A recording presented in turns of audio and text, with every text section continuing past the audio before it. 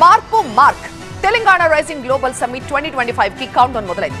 ముచ్చర్లలో Bharat future సిటీలో ఏర్పాట్లు దాదాపు పూర్తిగా వచ్చాయి. జాతీయ అంతర్జాతీయ స్థాయి పెట్టుబడిదారులు హాజరు కాబోతున్న ఈ సమ్మిట్ ని దావోస్ తరహాలో నిర్వహించేందుకు తెలంగాణ ప్రభుత్వం భారీ ఏర్పాట్లు చేస్తోంది. 8-9 భారత్ ఫ్యూచర్ సిటీలో తెలంగాణ రైజింగ్ గ్లోబల్ సమ్మిట్ ను పెట్టుకున్నాం. తెలంగాణ అంటే భవిష్యత్ భారతానికి గర్వకారణమని చాటి చెప్పేలా ప్రతిష్టాత్మక వేడుకకు రంగం సిద్ధమైంది.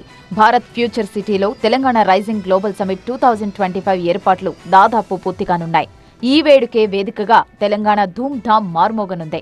మ్యూజిక్ మాస్ట్రో కీరవాణి సారథ్యంతో సంగీత విభావరి, తెలంగాణ జానపద జరి హైలైట్ గా నిలవనున్నాయి.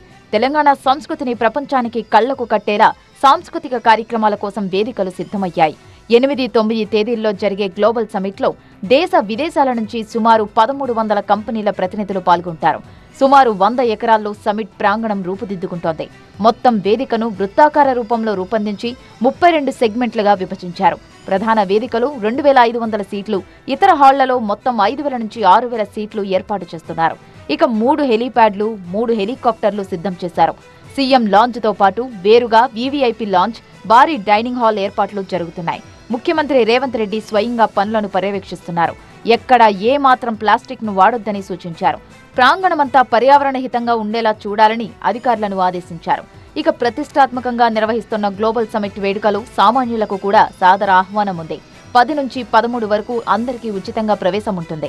జిల్లాల వారీగా ప్రజలతో సదస్సులు నిర్వహించేలా అధికారులు షెడ్యూల్ సిద్ధం చేస్తున్నారు. ప్రతిరోజు ఎంజీబీఎస్, జేబీఎస్, కుకట్పల్లి, చార్మినార్, ఎల్బీనగర్ నుంచి గ్లోబల్ సమ్మిట్ కు ఉచిత బస్సులను ఏర్పాటు చేస్తున్నారు. ప్రధాని మోదీ, కేంద్ర మంత్రులకు సీఎం రేవంత్ రెడ్డి ఆహ్వానాలు అందించారు. కేంద్రం నుంచే కాదు, పొరుగు రాష్ట్రాల నుంచి కూడా గ్లోబల్ సమ్మిట్ కు సహకారం ఆశిస్తోంది తెలంగాణ సర్కార్. మంత్రులు స్వయంగా వెళ్లి అన్ని రాష్ట్రాల ముఖ్యమంత్రుల్ని ప్రత్యేకంగా ఆహ్వానిస్తున్నారు.